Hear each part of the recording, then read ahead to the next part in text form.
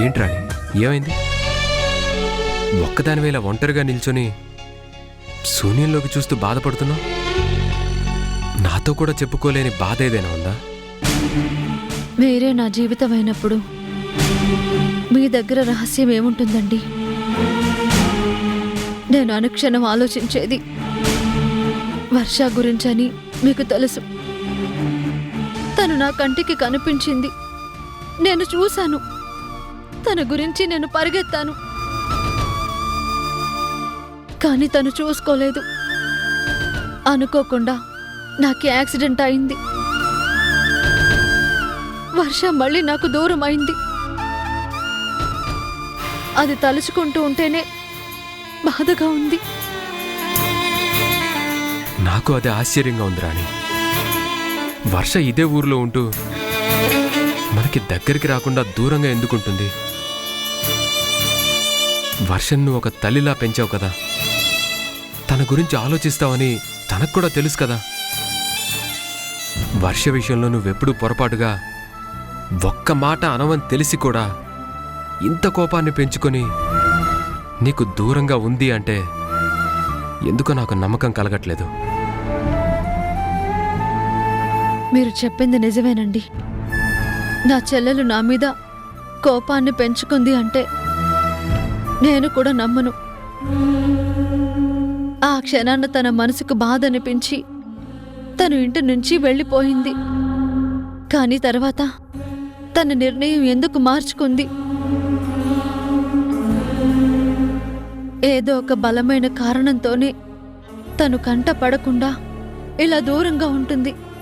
కానీ ఆ కారణం ఏంటో తెలుసుకోలేకపోతున్నాను. నన్ను విడిచి క్షణం కూడా ఉండలేని నా చెల్లెలు ఇన్నాళ్ళు నాకు దూరంగా ఒకే ఊళ్ళో ఉంటుంది అంటే నేను నమ్మలేకపోతున్నానండి. గోపి కానీ వర్ష కానీ నీ విషయంలో తప్పుగా ఆలోచిస్తారంటే నేనెప్పటికీ నమ్మను. ఎందుకంటే నువ్వు వాళ్ళను ఒక అక్కగా కాదు, అమ్మలా పెంచావు. అందుకే కదా గోపి నీకు దూరంగా ఉండలేక తన భార్య చేసిన తప్పుని తెలుసుకొని ఆ బంధాన్ని కూడా వదులుకొని ఇక్కడికి వచ్చేశాడు. అలాంటిది వర్ష నీకు దూరంగా ఉంటుంది అంటే ఖచ్చితంగా దీని వెనుక మన ఊహకందని ఏదో ఒక బలమైన కారణం ఉండే ఉంటుంది. అది వర్షకి మాత్రమే తెలుసు. కాబట్టి వర్ష నీ కంటికి కనిపించకుండా ఈ ఇంటికి రాకుండా అజ్ఞాతంలో బ్రతుకుతుంది.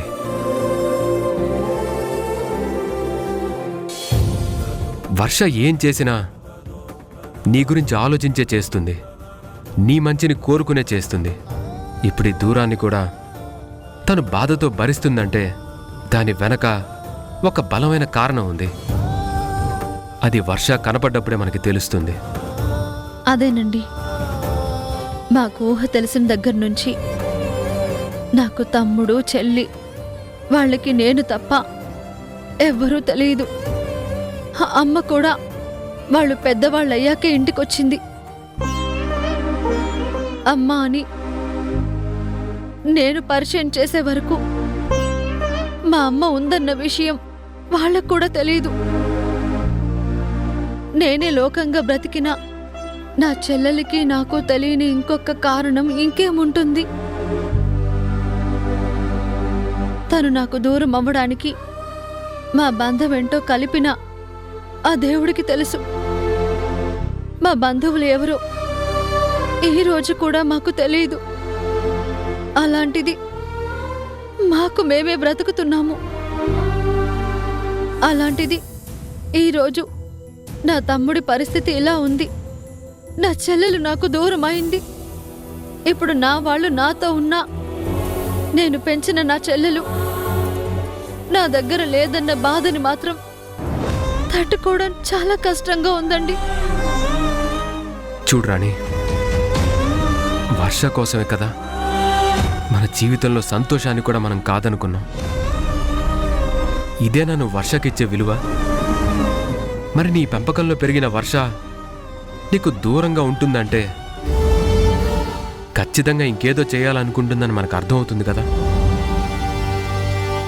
ఆ పని పూర్తయిన రోజు తప్పకుండా వర్ష వస్తుంది. మళ్ళీ అందరూ కలిసే రోజు వస్తుంది. ఇది నేను ఓదార్చడానికి చెప్తున్న మాట కాదు.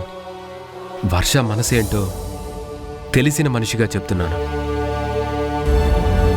దేనికైనా దూరమై పిల్లలు బ్రతకగలరేమో కానీ అమ్మకి దూరం అయితే మాత్రం బ్రతకలేరు. ఈ అమ్మని ఎప్పుడూ వాళ్ళు దూరం చేసుకోరు.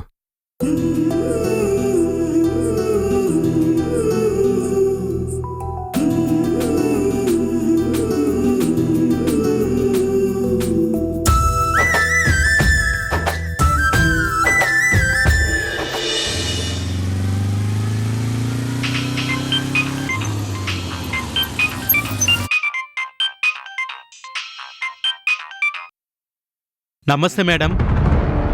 ప్రాజెక్ట్ ఫైల్ మీద మా అన్నయ్య చేత నేను సంతకం చేయిస్తాను. మేడం, నేను మీ మనిషినని శంకర్ గారికి అనుమానం వస్తే? అన్నయ్యకి ఏ డౌటు రాకుండా నేను చూసుకుంటాను. అంటే మన ప్లాన్ వర్కౌట్ అయినట్టే మేడం. మీ వాటా మీది, నా వాటా నాది. It's okay. Thank you madam.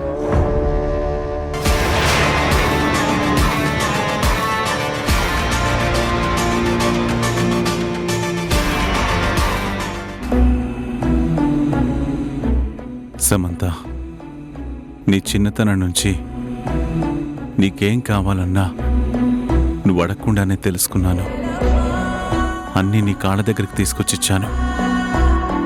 కానీ వంశీ కావాలి తాతయ్య నువ్వు అడిగినా కూడా ఆ వర్షాన్ని ప్రేమిస్తున్నాడు కదా అని ముందు వంశీని నీకు నేనే దూరం చేశాను. కానీ తర్వాత వంశీని నువ్వు గెలుచుకుని పెళ్లి చేసుకున్నా సరే మీ ఇద్దరిని నేను కలపలేకపోతున్నాను. ఏం చేయాలో నాకు అర్థం కావడం లేదు.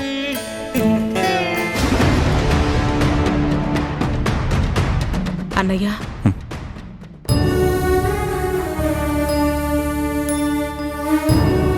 సమంత విషయంలో ఏమీ చేయలేకపోతున్నానని బాధపడుతున్నారా? అవునమ్మా, నా జీవితంలో నేను ఏది కావాలంటే అది సాధించాను. ఏం చేయాలనుకుంటే అది చేశాను. విధిని కూడా ఎదిరించి నేను అనుకున్నది గెలుచుకున్నాను. అలాంటి నేను ఇప్పుడు నా మనవరాలి విషయంలో ఏమీ చేయలేకపోతున్నందుకు నాకు చాలా బాధగా ఉందమ్మా.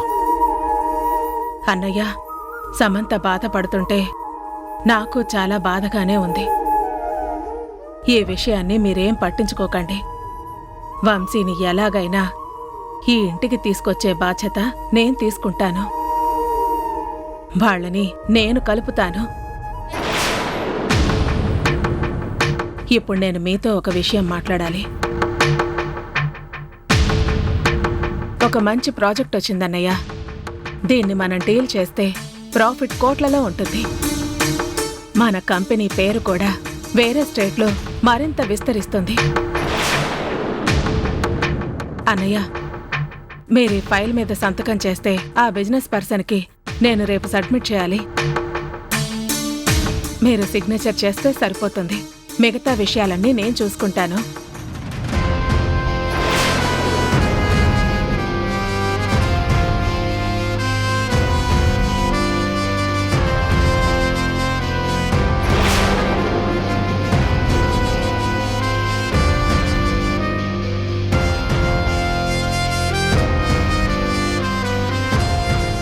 పెన్ ఆ ఫైల్లోనే ఉందన్నయ్య.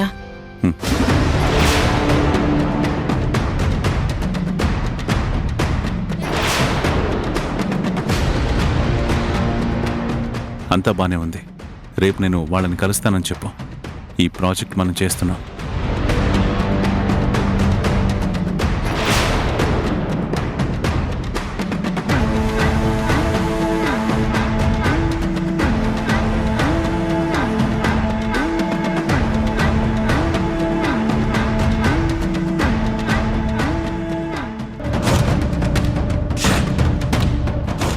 మీరందరూ పచ్చగా ఉండాలని నేను బయటికి చెప్పింది పచ్చి అబద్ధమన్నయ్యా. వర్ష ఇక్కడే ఉంటున్నా తనే నీ మనవరాలు. వర్ష, వంశీ కూడా ఇంటికి వచ్చేస్తే మీరందరూ ఒక్కటైపోతారు. మీ చైర్మన్ కుర్చీలో కూర్చోవాలన్న నా కలగానే మిగిలిపోతుంది. అలా జరగకుండా ఉండాలి అంటే ముందుగా నా జాగ్రత్త నేను తీసుకోవాలి కదా. రేపు నువ్వు సంతకాలు పెట్టబోయే ఫైలు నీకు పేరు తీసుకొచ్చేది కాదు. నీ జీవితంలో నేను రాయబోతున్న ఒక కొత్త రాత. ఆ రాతే నీ జీవితాన్ని చీకటిమయం చెయ్యబోతోంది.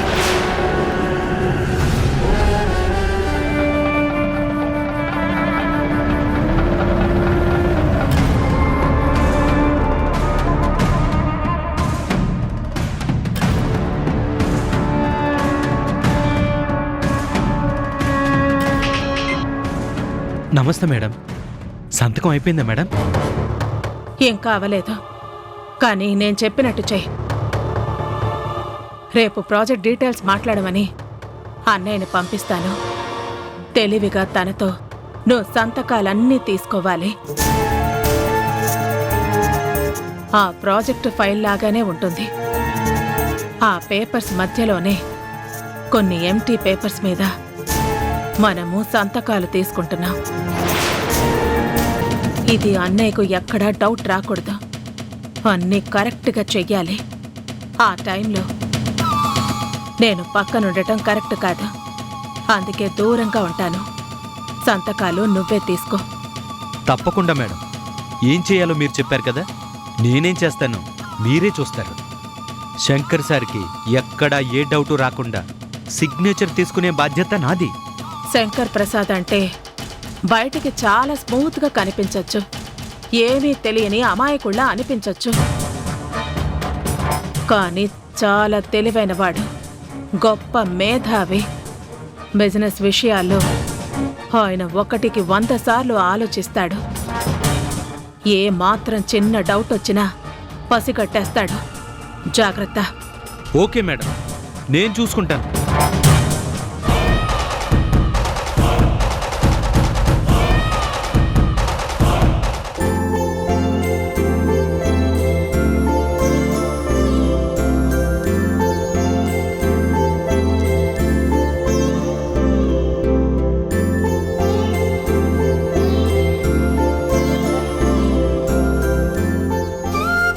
మనం ఇవన్నీ చేస్తున్నామంటే రాణి వచ్చాక తిడుతుందేమో.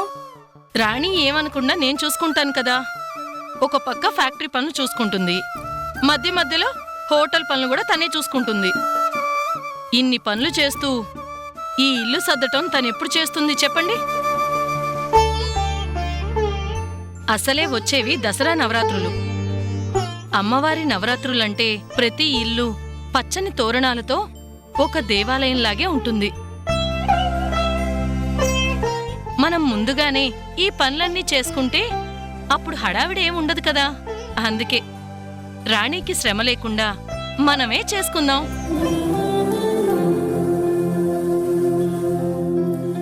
నలుగురు ఉన్న ఇంట్లో తల ఓ పని చేసుకుంటే ఎవరికీ ఏ శ్రమ ఉండదు.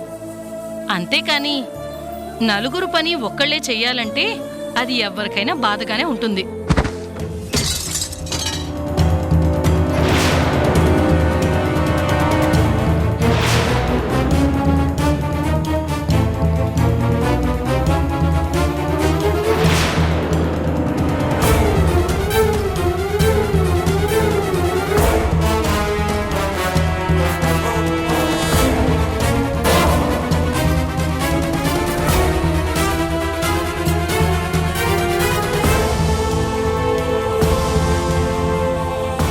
రాణి గతం తాలూకు జ్ఞాపకం ఇదొక్కటేనండి. ఈ ఫోటోని తన ప్రాణం కన్నా ఎక్కువగా చూసుకుంటుంది. ఇదెప్పుడు బాగుండాలనే కోరుకుంటుంది. అర్థమే కదా పగిలింది. ఫోటో అంతా బాగానే ఉంది కాబట్టి రేపే వెళ్ళి మళ్ళీ కొత్త ఫ్రేమ్ కట్టించి అద్దం వేయిస్తాను. అప్పుడు ఇది కూడా కొత్త ఫోటోలాగానే ఉంటుంది. అప్పటి వరకు ఈ ఫోటోని నా గదిలో పెట్టుకుంటాను.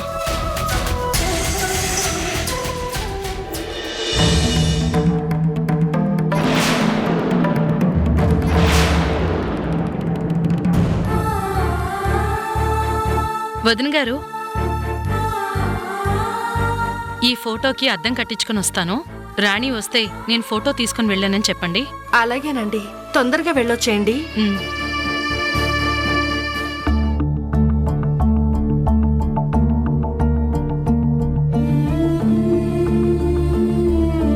చలపతి గారు, మనం రాణి ఇంటికి వెళ్ళాలి, పదండి. రాణి ఇంటికా? ఆ. ఇప్పుడెందుకు సూర్యం గారు? చెప్పాను కదండి, ఆ ఫోటో మన దగ్గర ఉండాలని. మన ఆ ఫోటో కాపీ తీయించుకొని మన ఆఫీస్లో పెట్టుకుందాం. రండి. ఏ రోజైతే శంకర్కి నిజం చెప్పే పరిస్థితి వస్తుందో ఆ రోజు తప్పకుండా శంకర్ ఆధారం అడుగుతాడు. మనం ఆధారం చూపిస్తేనే నమ్ముతాడు. లేదు అంటే మళ్ళీ నేను వర్ష విషయంలో ఇంకో అబద్ధం చెప్తున్నానని నన్ను అపార్థం చేసుకుంటాడు. ఒకవేళ శంకర్ అర్థం చేసుకునే పరిస్థితిలో ఉన్నా పూర్ణ నచ్చ చెప్పాలని చూసినా ఆ మహి ఉంది కదా, మీదంతా నాటకం అని చెప్పడానికి. ఆ మహికి మాట్లాడే అవకాశం ఇవ్వకూడదంటే ఆ ఫోటో మన దగ్గర ఉండాలి. అదని వెళ్ళి తెచ్చుకుందాం. ఆ,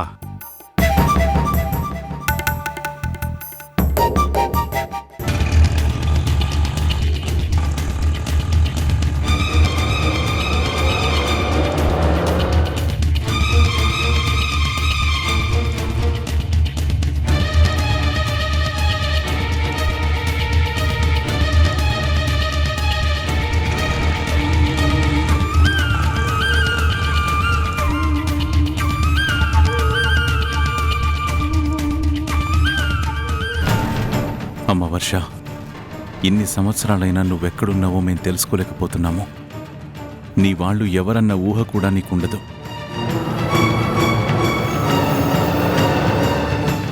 ఇప్పుడు నువ్వు పెద్దదానివైపోయావు కాబట్టి నీ రూపు ఎలా ఉంటుందన్నది మాకు తెలియదు. నిన్ను నాకు దూరం చేయడానికి, నీ కుటుంబానికి నిన్ను దూరం చేయడానికి నీ తాతయ్య సూర్యమే కారణం. వాడి నాటకమే ఇదంతా. కానీ అనుకోకుండా నువ్వు తప్పిపోయావని కథలు చెప్తున్నాడు. అందుకేనమ్మా ప్రాణ స్నేహితుడి మీద కూడా పగని పెంచుకున్నాను. కానీ ఎక్కడున్నా రక్త సంబంధం కలుపుతుంది అంటారు. ఆ బంధం అనుకోకుండానే తెలుస్తుంది అంటారు. అదే నిజమైతే నువ్వు ఎక్కడున్నా నీకోసం వెతికి ఈ తాతయ్య దగ్గరికి వచ్చేయమ్మా. నిన్ను వెతకడానికి ప్రయత్నిస్తున్న నాకు ఏదో ఒక ఆధారమైన చూపించమ్మా.